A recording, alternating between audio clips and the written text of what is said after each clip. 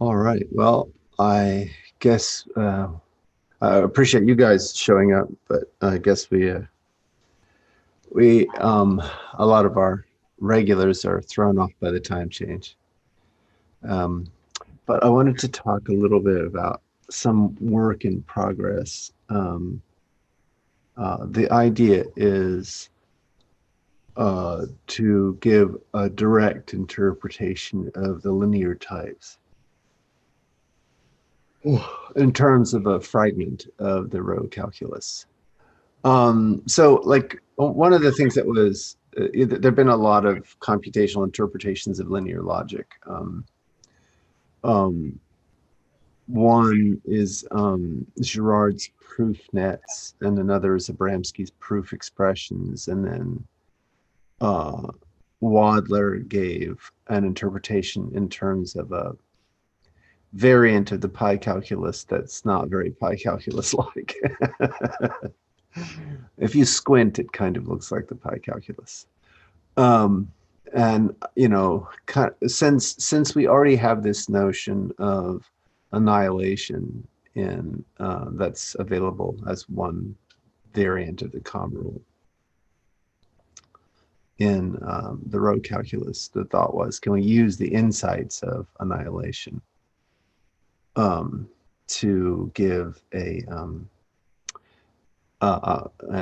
to pick out a fragment of the rho-calculus so that the well-typed versions of this fragment are are are faithful models of the linear logic, the linear types, um, and part of the investigation is to show how nice it is in the rho-calculus, because there are these syntactic controls that make it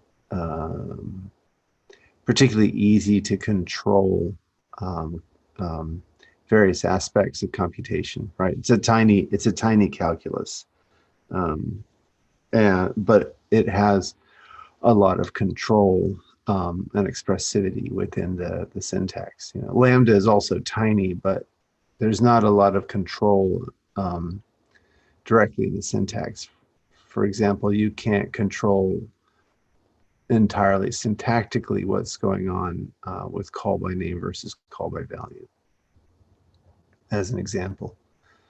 Um, so there are lots of features of the lambda calculus which are kind of not directly syntactically accessible, whereas with the rho-calculus, there are a lot of features that are kind of directly syntactically accessible. And so, just by picking out fragments by controlling the syntax, you can get these different features or behaviors. And that's kind of cool, right? Because it means that uh, um, it's easy to design sub-languages or domain-specific languages with rho-calculus as the base, which is kind of the idea. And if you think about modern languages, right, like Haskell, looks like Will joined us. Like Haskell or other kinds of languages. So one of the design motifs is to kind of come up with domain-specific languages inside your language, to tailor make a version of the language that kind of best fits your domain. And that's, at the heart of a lot of the sensibilities related to language design. So anyway, can you see my screen yet? No, I guess not. I didn't do a screen share. So what I'm going to do is I'm going to pick out a fragment of the rho-calculus. And I'm using H for, just to identify it as different from the the rho-calculus to identify this as a fragment. I'm introducing two syntactic constructs, but I'm going to give translations into the rho syntax. Here, I'm also going to allow for tuples, so it's a polyadic as opposed to monetic, and that you'll see why that's important in just a moment. So here we want yeah. So we want this to be for y1, y2 from, and now we're going to construct a name. And I'm going to do this in a way that allows us, that kind of shows a design methodology. Like what's really important is to be able to kind of solve these, write up some constraints and see if you can solve the constraints within the language. So here, here I need a H1 and an H2. Okay. And this is really defined to be equal. So let's see, I think I have that in my, yeah, here we go. Okay, there we go. So we're taking this as really just syntactic sugar for another construct, right? And that's syntactic sugar, that construct, the syntactic sugar desugars down to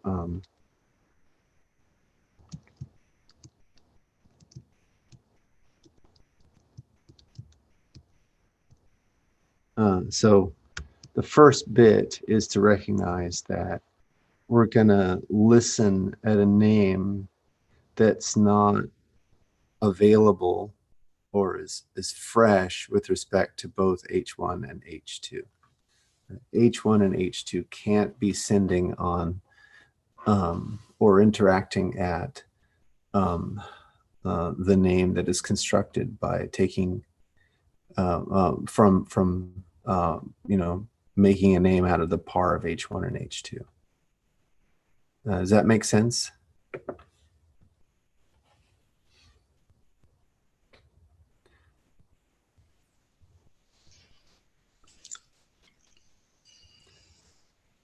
So the thing about rho-calculus that is kind of magical is that we have a way to do locally fresh names. So in the pi calculus, all you can do is wrap a new scope around something and declare that a particular name is fresh, but you know, for a given scope. But because of scope extrusion, it's really globally fresh. So you can just pull a name out of a hat, which is distinct, which are guaranteed is distinct from all the other names you've ever used. And here we don't need to do that. We can actually construct a name directly from what's in scope, like what's right in front of us in terms of the items that we're manipulating. So I have a process H1, that's an input. I have a process H2, that's an input. And I want a name that's guaranteed to be fresh from all names in H1 and H2. Well, I know that at H1 cannot be mentioned in H1, and any name that's bigger than H1 in the sense that it includes H1 and other stuff can't be mentioned in H1.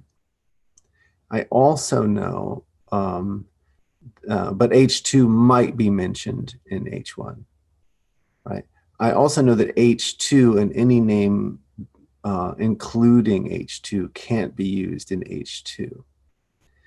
So if I take the par of H1 and H2 and then take the name of that, that can't possibly be used it must be fresh for both H1 and H2. Does that make sense? I had the general idea. Cool. Yeah. All right. So now I'm going to introduce some variables.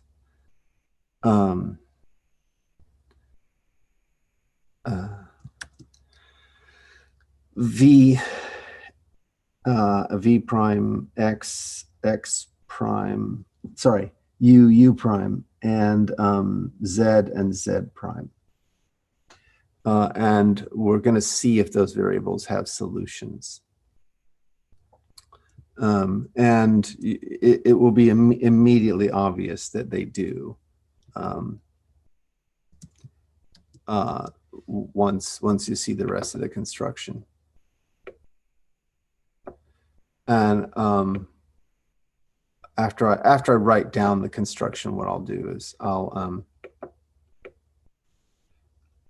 bring out the intuitions of the linear type so you can see what's guiding this particular calculation. And I'm also depending on the definitions from the quantum mechanics talk. So when I write a name times a process that has a specific meaning in terms of going through all the free names of the process and multiplying, replacing that name with the name constructed by taking the par of the process that is the name you're multiplying with, and adding that into the with the process that the other name is constructed with. I'll show the definition in just a minute, but just a reminder that that's what I'm using.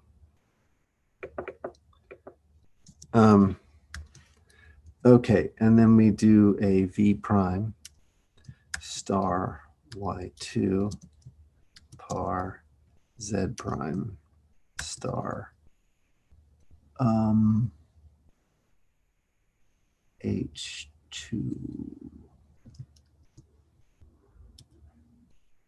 Okay. All right, so that's the definition of tense. Sorry, that should be par. I got that backwards. So this should be par. Sorry, so this is hash. Here we go.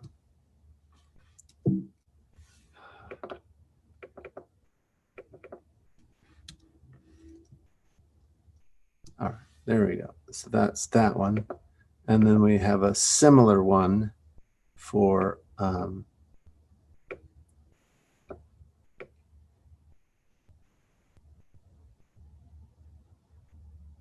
we have a similar one, but dual to the first one for tensor.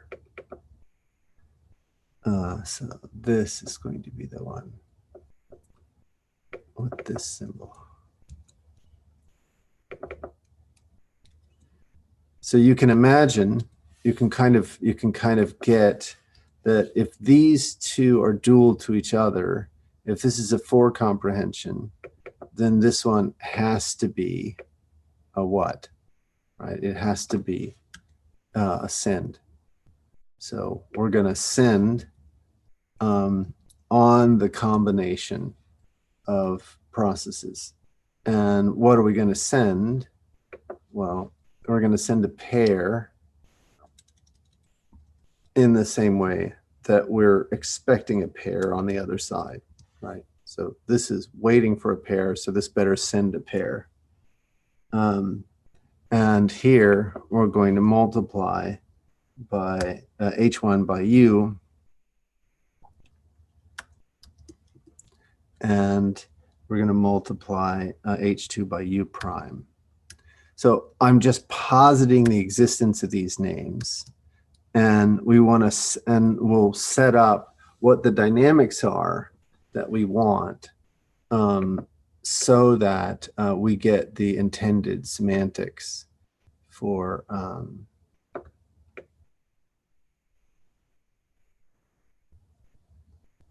there we go. Come on. There it is. Okay. So the idea is that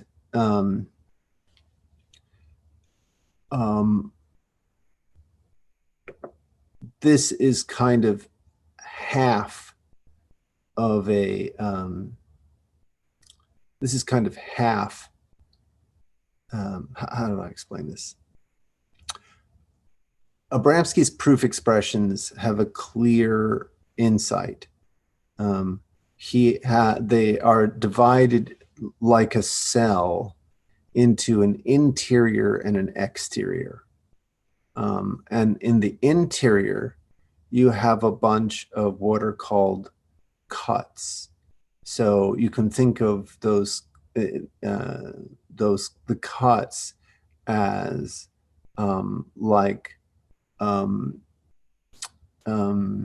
chemicals that are in the process, chemicals that have just been assembled that are in the process of interacting, right? So, a cut might bind some hydrogen to some oxygen, right? And if they're bound in the right measures, in the right proportions, then you'll get, it'll reduce to water. That's kind of the idea. So, so on the inside, you have a bunch of these combinations of chemicals, and on the outside, you have chemicals that have yet to be combined. They're sort of half of a reaction. And so we can think of all of these things are halves, that's where the H comes from, of a reaction, so that if they are wired together in a well-typed fashion, where the linear types are going to govern how they get wired together, then they will always annihilate. So that's the idea. And here, what we're looking for is to pair. Think of this as like a kind of par, but it's a kind of par where they're guaranteed to be isolated, right? So this U needs to guarantee that this H1 is isolated from H2. And this U prime needs to guarantee that H2 is isolated from H1. Now, do we have a way of solving that? We do. In fact, we do, right? And what is that way? Well, that way is that we have, we can make U be the name of H2, right? And then that will guarantee that it's not possible for H1 to interact with H2. And likewise, we can make U prime be H1, and we can guarantee that that means that H1, nothing in H1 could possibly interact with H2. So that's the solution to one of the constraints. Is everyone following? Is this making some kind of sense? Yeah, I think I'm getting the general ideas. Mm-hmm. Cool. All right. So then the next step is you want to wire it up so that if one of these interacts with one of these, that this bit here gets connected to this bit here. So the H1s get connected to the H1s, and the H2s get connected to the H2s. So you can see that we're sending this pair, an H1 and an H2, somehow modified in terms of their namespaces, right? So notice that what the multiplication is really doing is shuffling things into a particular namespace. And the namespace manipulation is there to either force isolation or force interaction. That's essentially what we're doing. And this is an insight that, I mean, it's not original to me. If you look at Abramsky's proof expression construction, that he's precisely manipulating namespaces. That's exactly what he's doing. Yeah, this is good. So this H1 is going to, if a par meets a tensor, the only way, now notice that the only way for a par to interact with a tensor at all is if this thing annihilates this thing. Now, if we make it not annihilation, but spot on equality, right? Then that has a lot of advantages for us.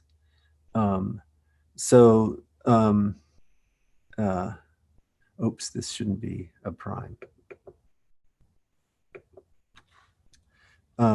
But it also has some disadvantages, which has to do with, you don't want it to be spot on. You only want it to be up to type.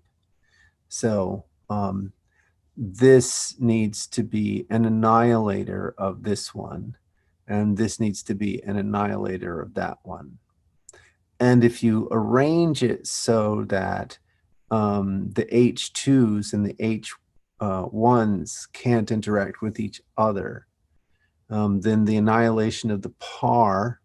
So the real requirement is that this thing annihilates that thing. Remember, these H1s and H2s are not necessarily the same. It's an instance of an H1 and H2.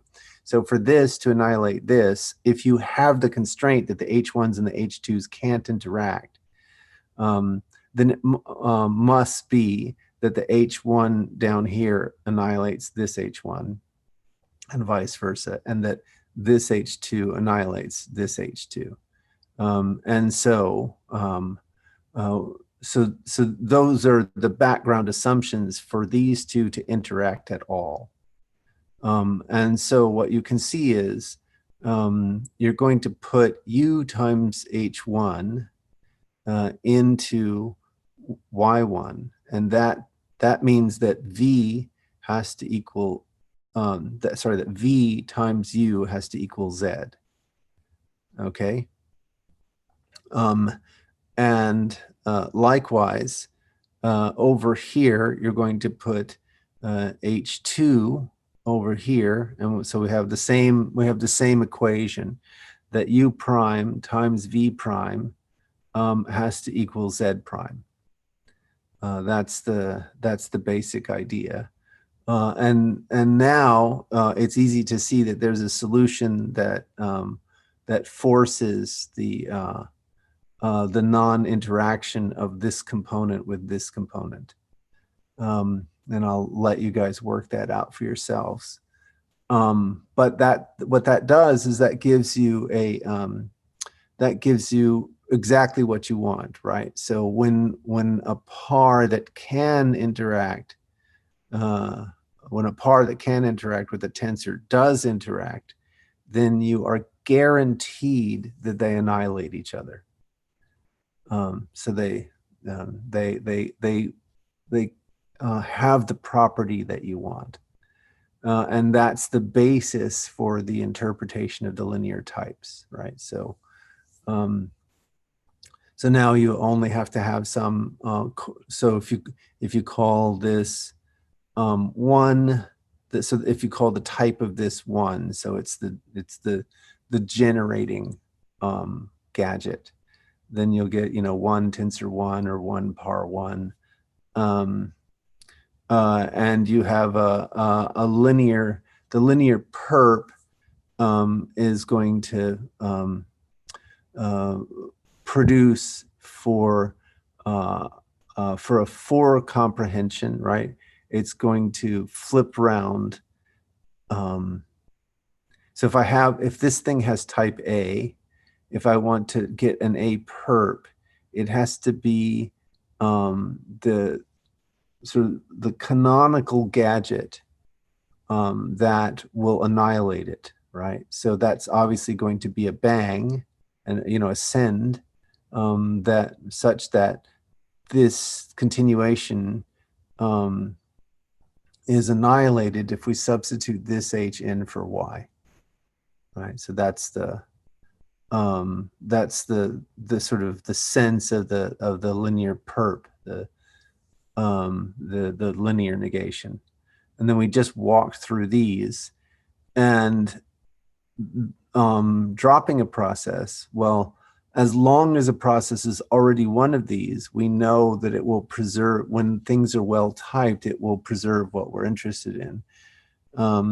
And the only other time that things are interesting is if this is bound by a Y. And we just kind of informally walked through the mechanics of that. They don't occur freely. They're kind of governed, right? The only thing you could have in here is either a send or a for or a tensor. And so because of this, the way this grammar works, that's also going to be a safe construction. So again, this is work in progress. I had the idea flew by in the shower on Saturday, and I found some time on Sunday to work it out. But this gives you a bit of a flavor of how you can interpret the linear type. So, you know, maybe next week I'll write up the whole interpretation, and give a and you know, sort of and give the type judgment algorithm, along with the, you know, a sketch of the proof as to how this how the linear types are respected by the terms, the evolution of the terms. So essentially what because annihilation always takes you to 0. So just as a reminder, so I promised to remind about that. So let me just do that real quick. So we say that P, let's see, do I have the symbol here? Yes. We say that P annihilates Q. Oh, I shouldn't have gotten rid of that so soon. We say that P annihilates Q if and only if of course, I don't have that arrow. Do we have both?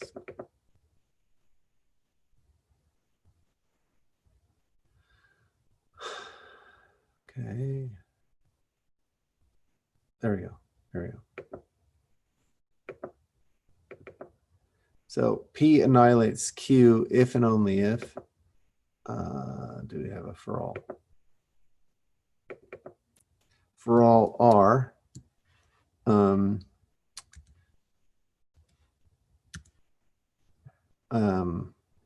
P in parallel with Q goes in a single step.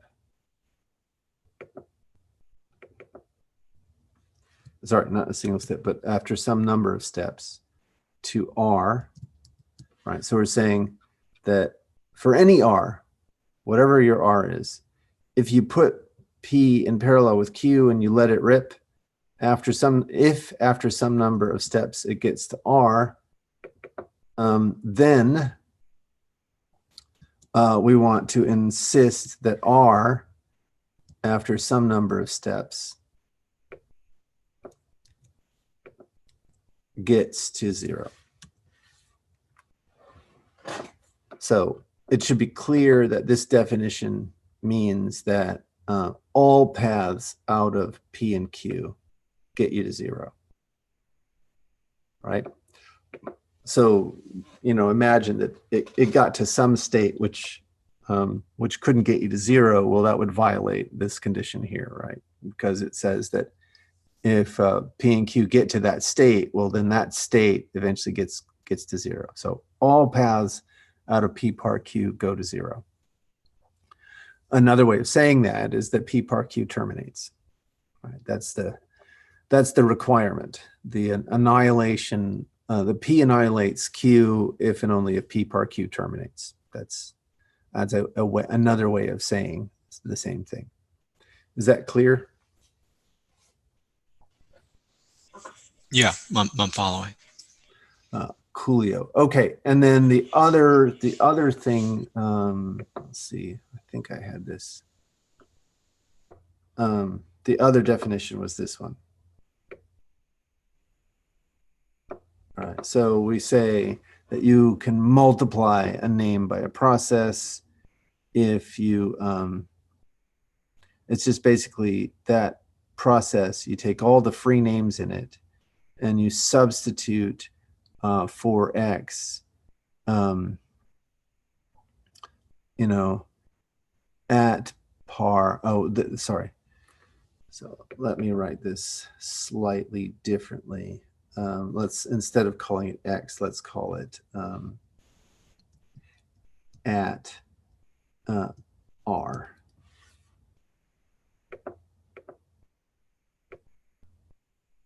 So at R is some free name.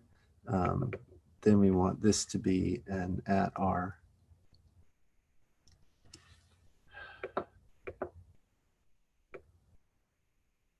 And we want this to be an at. So what we can do is do it this way. So this becomes R, and we put the at on the outside. So that should be a little clearer, I think. So I've got some free name in Q that, because it's a name, it has to be the quote of some process R. And what we're going to do is we're going to substitute for that name in Q this new name, right? Where I take P, I put it in parallel with R, and then I take the name of that thing, right? And so this will give me a new Q. It's the same shape as Q. I've just shuffled it into a new namespace. So that's kind of the trick, is moving things around into different namespaces. And so that's what these multiplications are doing here. And what we did was we wrote down abstractly what the requirements were for the multipliers, the namespace constraints, right? And then we reasoned about the constraints that have to be here for these two things to interact, right? And that led us to some equations on the namespaces, which have solutions. So that was the methodology that we used to construct the definitions for the tensor and the par. And so that's and that's the essence of the trick, right? The whole thing is you're only like, if you interact, right, then that part just disappears. So that's obviously annihilating, right? So it's only in the continuations, what happens in the continuations. And if you restrict the continuations to be either these, immediately annihilating things, or this basically what we're doing here is we're taking the parallel construct of the ordinary rho-calculus and splitting it into two pieces. One is they can't interact, and the other is they're sort of joined at the hip. They're wired up. There's a specific channel that's connecting these two together, and that happens to be this channel here. So and then the components are then going to interact this way. So both of these constructs kind of freeze their continuations and let them thaw out when the two so think about this as, you know, sort of binding these two molecules together, so they're bound together, but they're not allowed to do any sort of internal wiggling. Likewise here, these two are bound together and they're frozen in place. They can't do any wiggling on the inside of this container. But when a container of this shape bumps against a container of this shape, then this thing is woken up and unfrozen and starts interacting with this thing. And this thing is woken up and unfrozen and starts interacting with this thing. And that's what these two definitions guarantee. Hopefully that makes some sense. Yeah, that was good. Cool. All right, well, that's what I've got. In closing, what you could do to kind of test this out is to give a interpretation, encode Abramski's proof expressions into the rho-calculus, and then compare what that does against this direct encoding.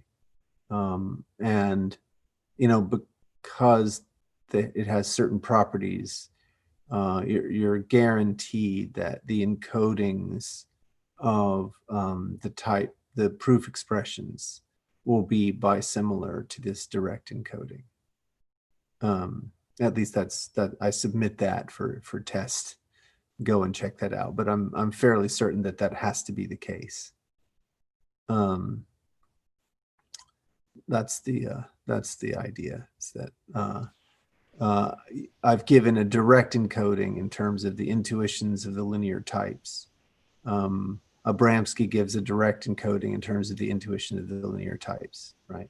So what you should be able to do is to take Abramski's proof expressions, encode them in the rho-calculus, and then discover that the encodings of those processes give you processes that are the processes that are the encodings of proof expressions will be bisimilar to the processes, to the fragments here, the fragments of rho-calculus processes that are picked out by this grammar that satisfy the same type. So if P is an encoding of a proof expression that has type T, and Q is a direct inhabitant of type T, then P and Q should be bisimilar. That's the basic statement of the theorem. So. So hopefully that also gives people a flavor for how to do namespace manipulation. And we're using namespace manipulation to guarantee particular properties here, which is insisting on. Another way of thinking about the relevance here is processes that are linear can't have double spin. So that's a way of thinking about it, right? So it's not the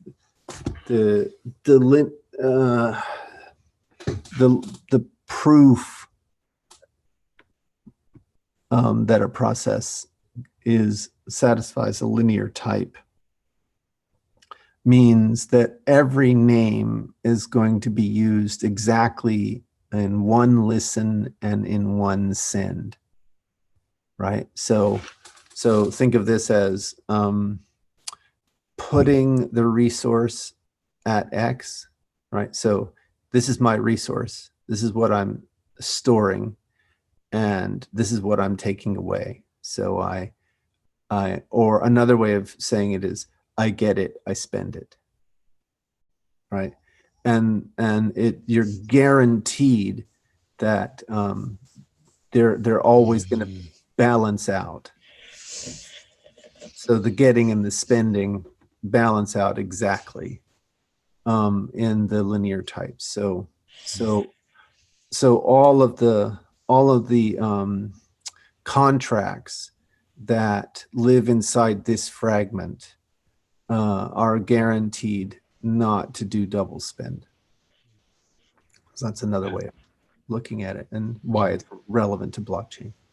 Right. Very good. Cool. So what that does then is it also, sorry, because this is kind of important, right? So with respect to replay, as long as the transactional components satisfy these types, you don't have to replay. That's kind of what I was saying about, just using type checking to, I mean, that doesn't cover everything, right? But for any, because you can have rho-calculus that's not going to be rev spending, right? But in some sense, what most people care about is rev spending. Yeah, I think you mentioned that the other day with the behavioral types. With that implementation, is you have that safety. So some elements of replay you don't need to do because you have the behavioral types there doing that checking. Yeah, that's right. And so what you want to do is to show that the complexity of the type check is below the complexity of the replay. Okay. If the complexity is the same, then you don't get a win. But in this case, the complexity of the type check is definitely below the complexity of the replay. It's far below the complexity of the replay. But we're only looking at the multiplicative fragment of linear logic. We're not looking at the additives, which will add significant complexity. And this only covers a portion of the contracts you might want to deploy. Okay. Yeah. Cool. Well, thanks so much, everyone. And I'll see some of you in Dev Stand Up in just a minute. Great. Thanks, Greg. We appreciate it. Thank you. Ciao, ciao. Yep.